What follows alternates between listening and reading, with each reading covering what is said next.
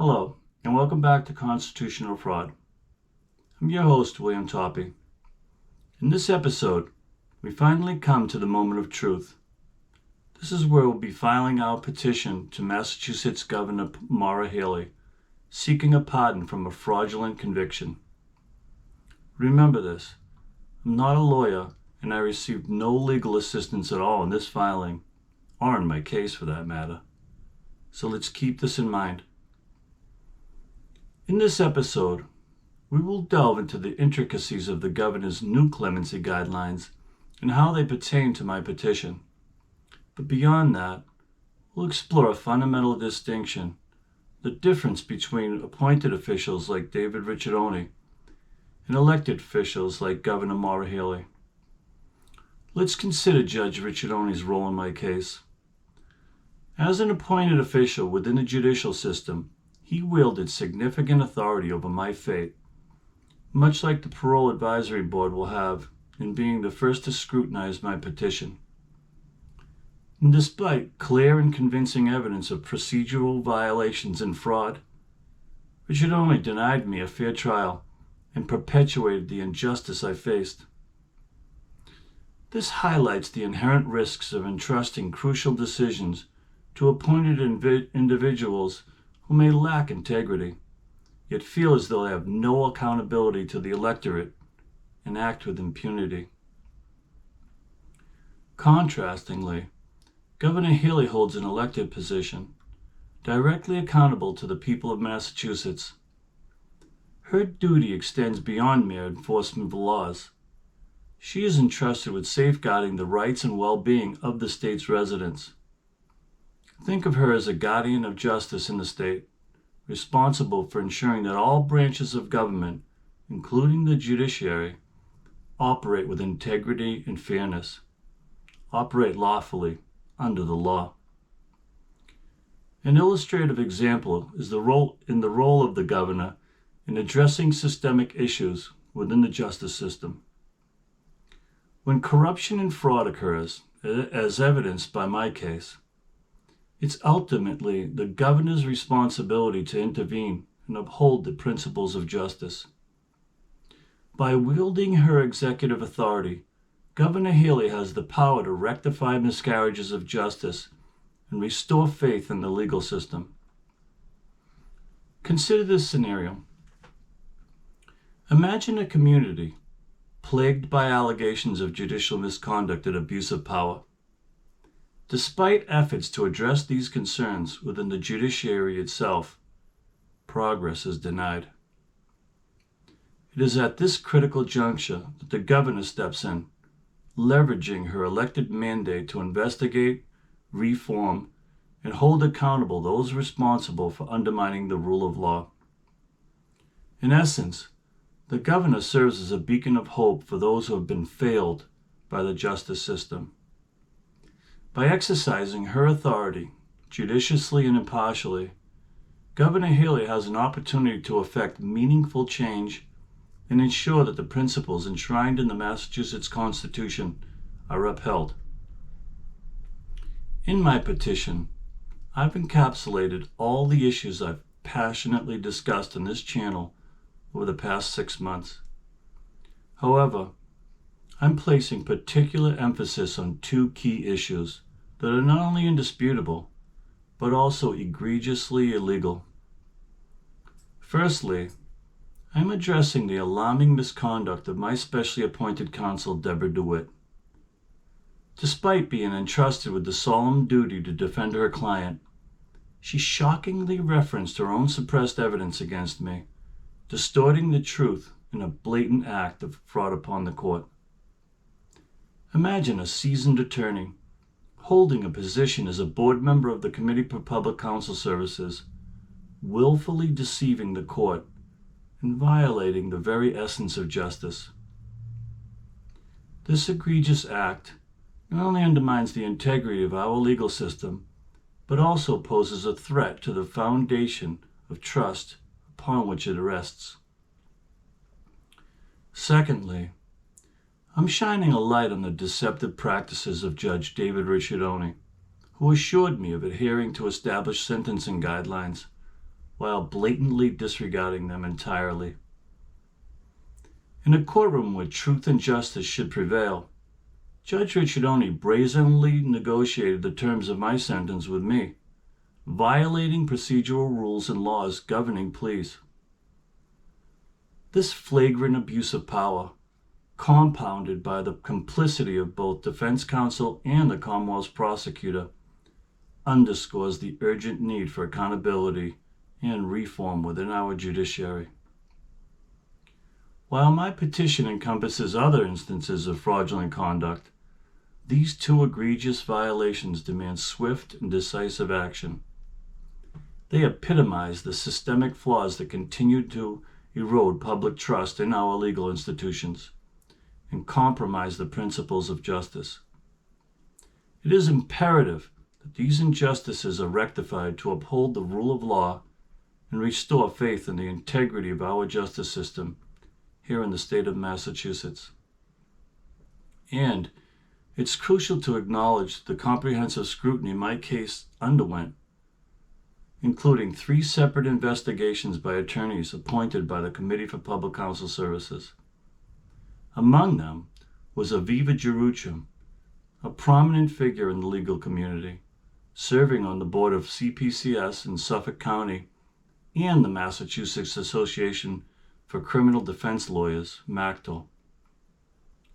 Despite her esteemed reputation and expertise, these defense attorneys shockingly dismissed the egregious behavior of DeWitt, lauding her performance instead.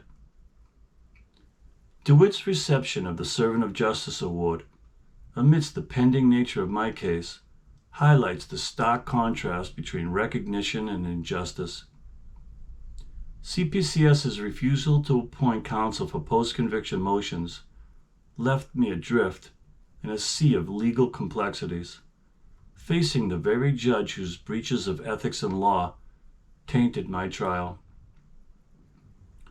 Judge David Ricciardone's denial of my motion for a new trial, despite incontrovertible evidence of his misconduct, deepened the wounds of injustice. Even the 3-judge appellate panel, entrusted with upholding the law, the rule of law, succumbed to the allure of discretion, employing alternative rules and procedures that circumvented justice. The profound injustice I've endured raises troubling questions about the integrity of our justice system here in Massachusetts. Why did these individuals entrusted with upholding the law brazenly perpetuate acts of fraud to shield DeWitt and Ricciardone from accountability?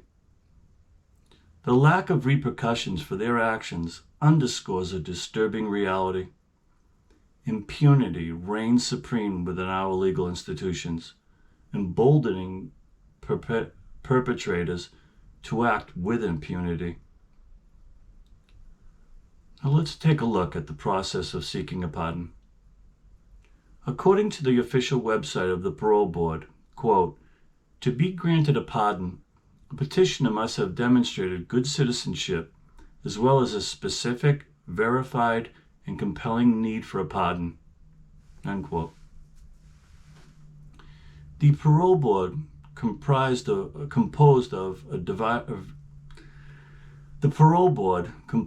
diverse group of professionals ranging from lawyers to forensic psychologists, social workers, and probation officers, meticulously evaluates each petition. They examine evidence including support for the petitioner in the institution and the community, the petitioner's accomplishments and achievements, and the nature and extent of any opposition to the petition. At first glance, it seems I face a significant hurdle of a lack of support. Over the past decade, every attempt I've made to garner support and secure a fair hearing was met with deceit, discouragement, and rejection. Had my appeal been properly reviewed, considering the clear and convincing evidence I presented, the case would have likely been remanded back to the Superior Court, yielding some progress. But what about institutional support? That's a bleak prospect. Let's remember the moment I entered prison.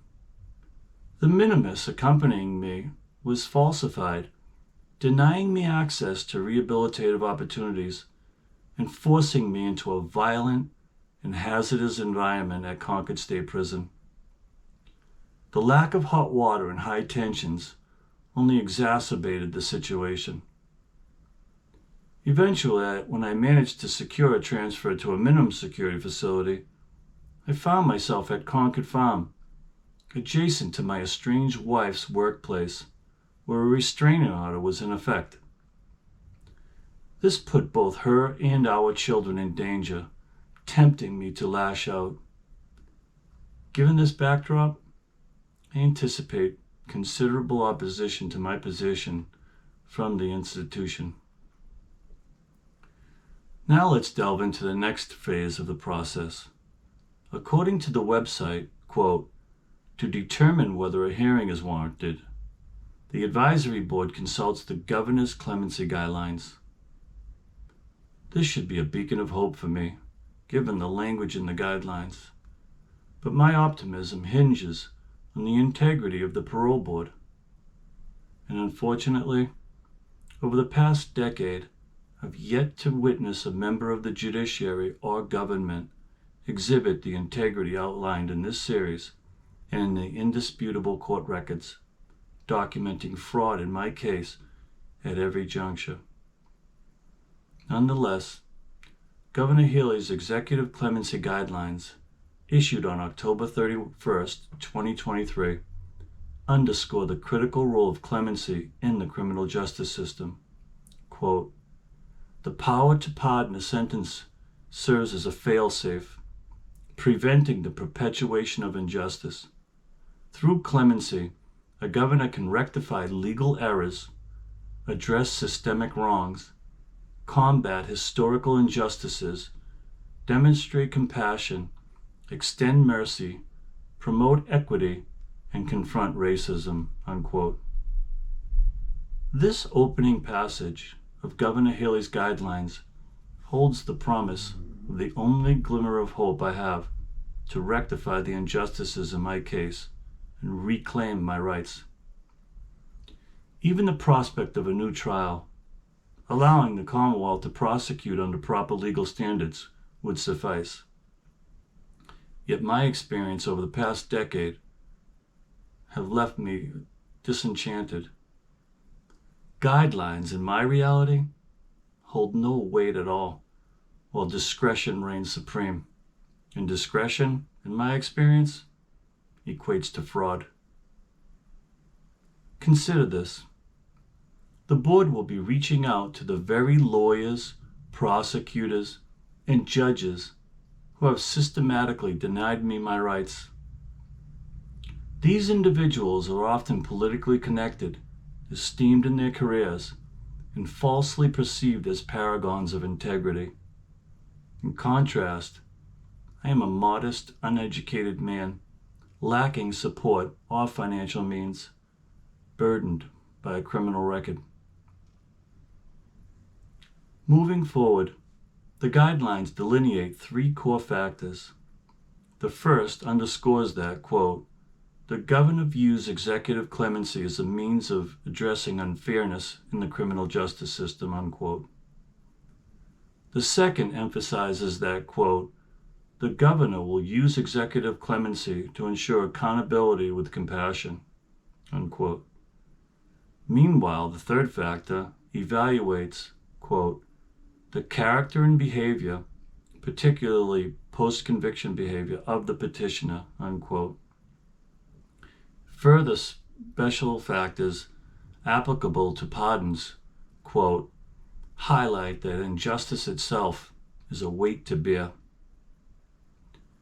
The parole board employs various evidentiary standards in assessing evidence, including probable cause, reasonable belief, and a preponderance of evidence. However, throughout the past decade, I've consistently presented clear and convincing evidence to CPCS and the courts, only to be met with denial. Despite this, there's undeniable evidence that my appointed counsel, Deborah DeWitt, used her own suppressed evidence against me in my absence, distorting the facts outlined in the police report and in her own sworn affidavit. Furthermore, the sentencing judge, David Ricciardone, violated Rule 12 by negotiating the terms of my sentence openly in court with me, deceiving me about compliance with established sentencing guidelines while disregarding them entirely. These egregious actions, recorded in court records, have been brushed aside with the discretionary use of alternative rules and procedures. Here it is. Here is my petition, accompanying the release of this episode of Constitutional Fraud. I'm even enclosing a transcript of this episode along with my petition. Based on the governor's clemency guidelines and the facts and evidence, I should undoubtedly get a fair hearing. However, will the deeply rooted power of corruption once again overshadow any glimmer of hope? Or will the board display genuine compassion and integrity by carefully considering the undeniable facts presented, granting me the chance to be heard, something I've desperately sought for years? Will Governor Healey's clemency guidelines signal a turning point in a system marred by darkness and deceit?